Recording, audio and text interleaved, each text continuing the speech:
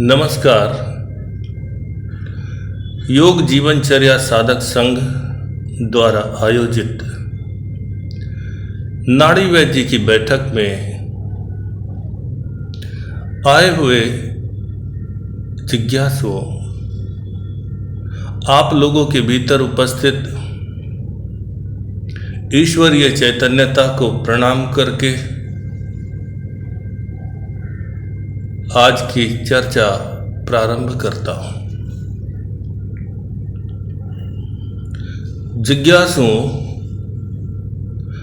आज के बौद्धिक, सुशिक्षित और तकनीकीपूर्ण, सुविधाजनक आधुनिक जीवन शैली में जहां एक ओर हम धन संपत्ति और सम्मान को बढ़ाने में लगे हुए हैं,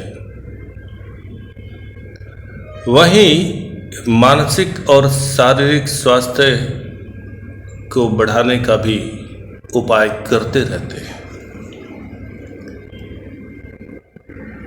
लेकिन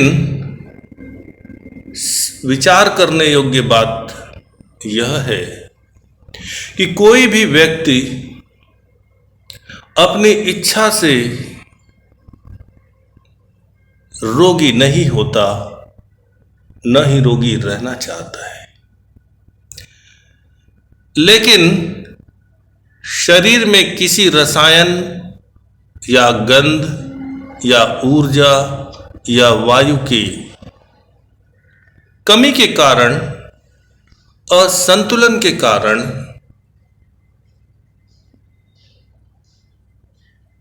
कभी कभी स्वस्थ मनुष्य भी अस्वस्थ अनुभव करने लगता है और फिर उसे स्मरण आता है, आहार शुद्धो सत्वा शुद्धि, सत्व शुद्धि ध्रुवा स्मृति, स्मृति लंभे सर्व ग्रंथि नाम विप्रमोक्ष। अर्थात शुद्ध भोजन, शुद्ध भोजन से तात्पर्य अन्न, जल, प्राणवायु, दृश्य, श्रवण, चिंतन और न्यायोचित लेन देन से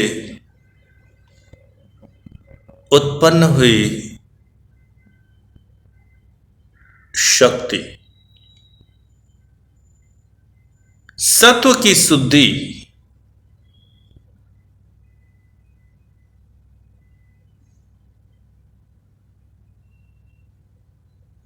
के लिए उपयोगी है, और जब सत्व की शुद्धि होती है तो शरीर में स्थित ग्रंथियों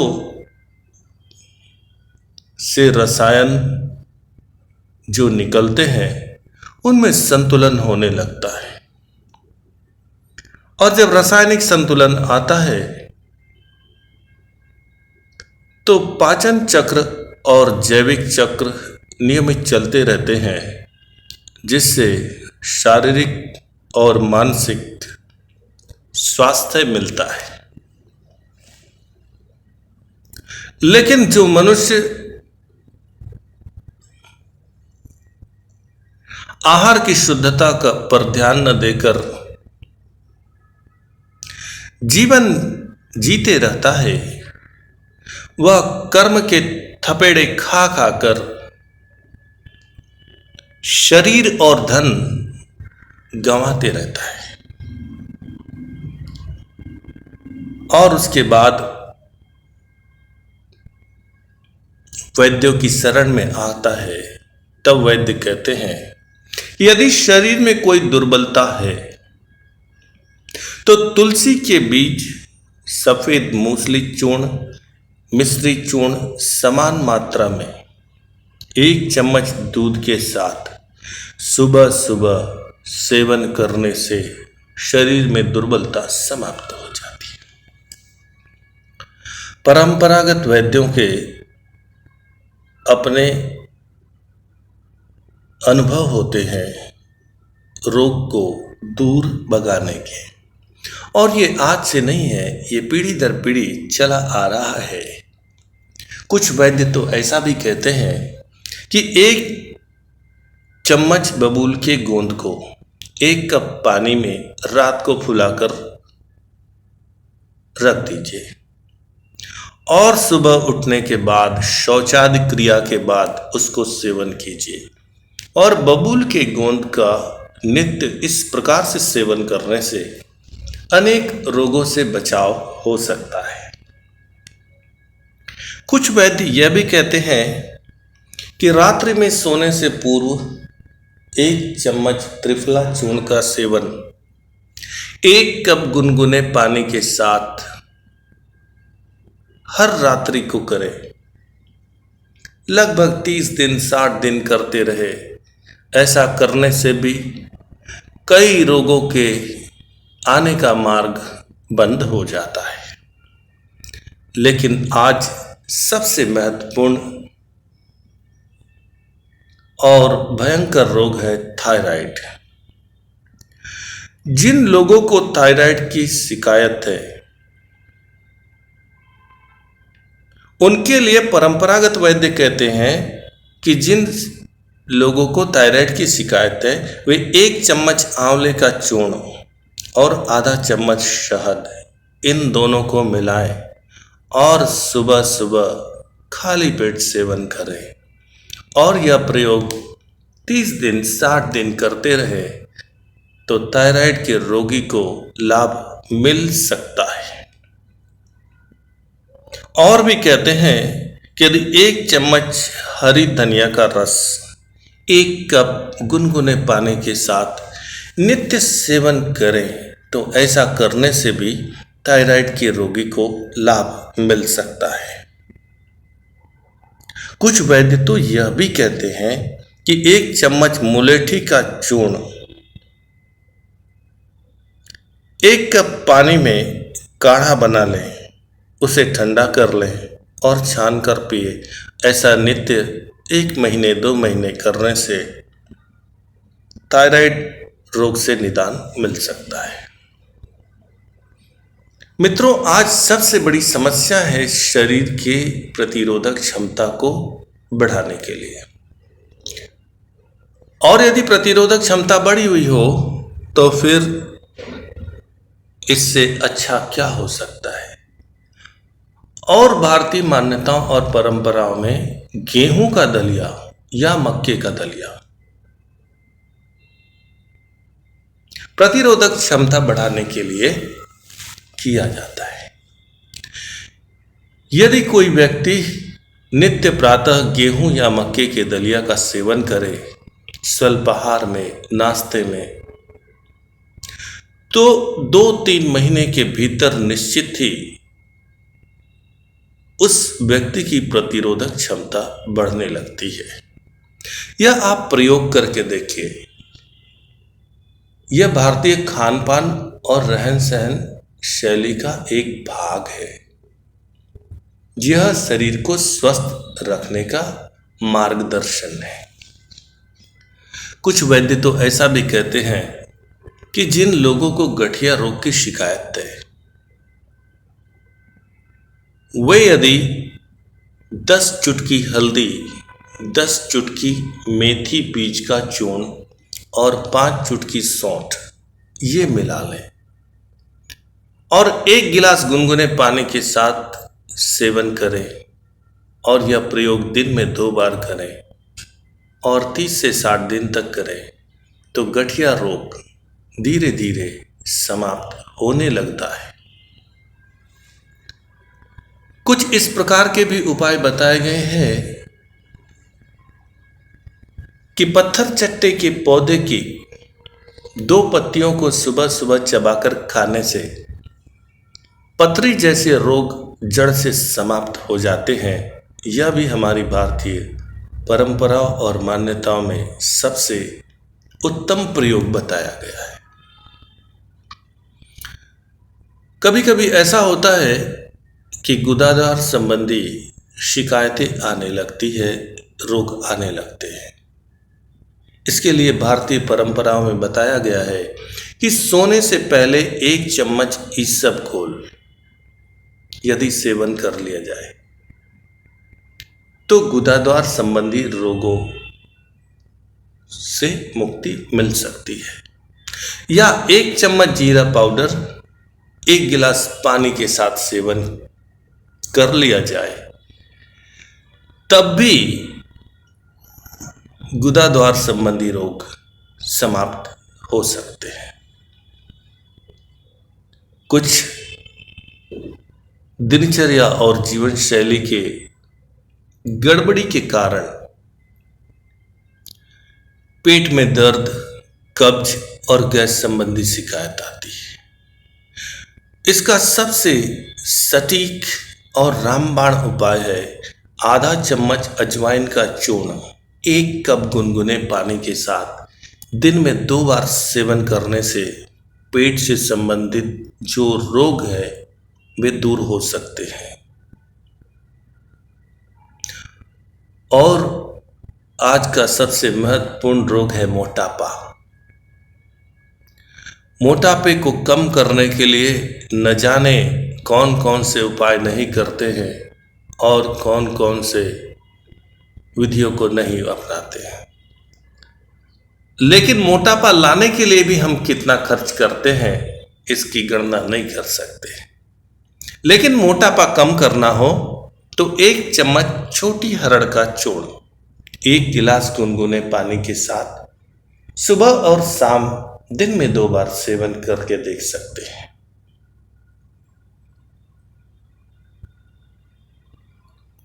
और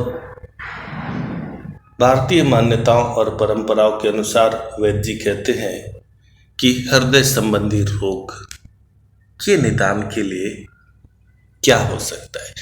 तो सबसे महत्वपूर्ण बात यह कि यदि आप किसी के हृदय को ठेस पहुंचाएंगे, किसी के हृदय को आप दुख देंगे, किसी का अहित करेंगे तो आपको हृदय रोग होना स्वाभाविक है।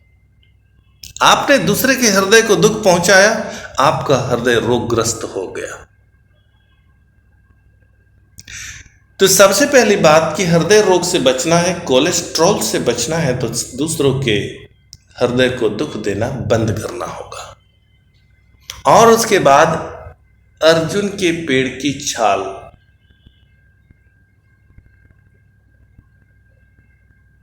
कि 1 कप चाय सुबह 1 कप चाय शाम को आप नित्य सेवन कीजिए, आपके हृदय रोग अपने आप चले जाएंगे।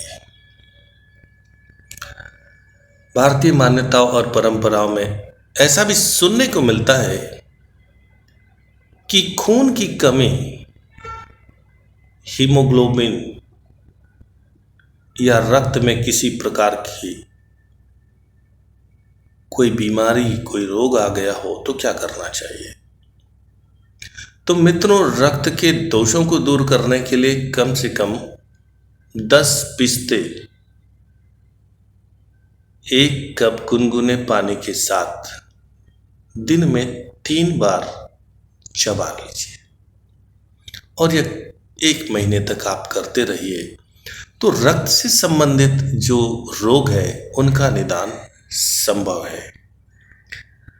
वैद्य जी कहते हैं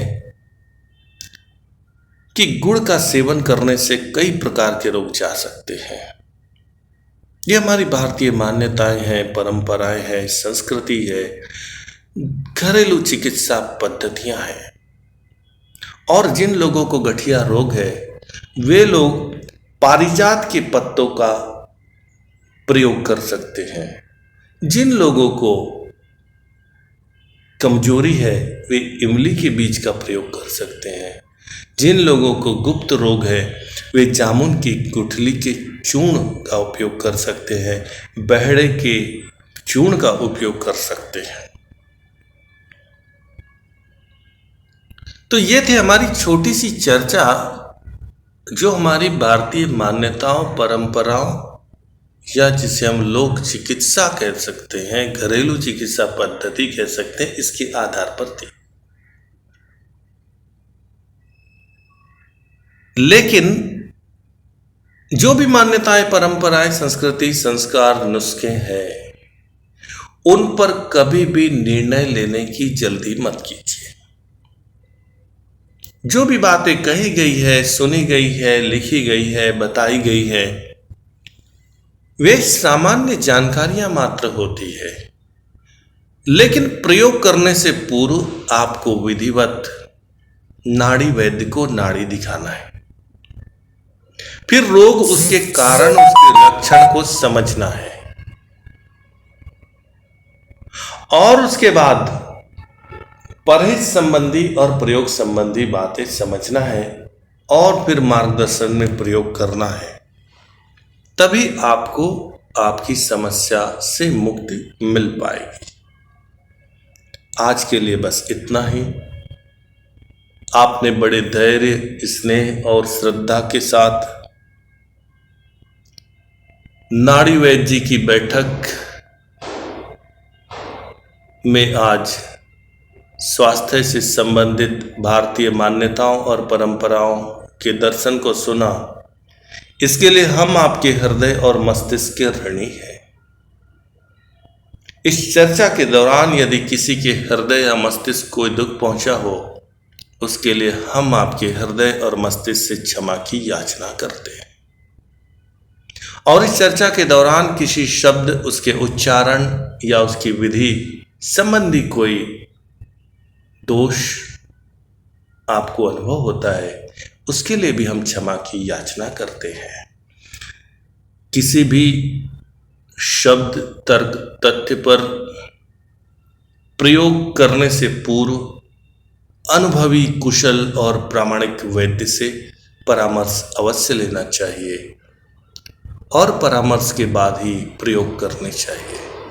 हमारी भारतीय मान्यता अत्यंत लाभकारी है, सम्माननीय है, उपयोग करने योग्य है, लेकिन उपयोग से पूर्व गुरुर उपाय, मार्गदर्शन में ही करना है। और भारतीय संस्कृति की सबसे बड़ी पहचान गुरुकुल शिक्षा प्रणाली, गुरु शिष्य परंपरा पर आधारित है। इसलिए जब तक आप समक्ष न बैठें, गुरु के मुख से कही गई वाणी आपके कानों तक न पहुंचे, तब तक आप किसी भी प्रयोग को करके सफलता प्राप्त नहीं कर सकते। आज के लिए बस इतना ही। नमः शिवाय, नमः शिवाय।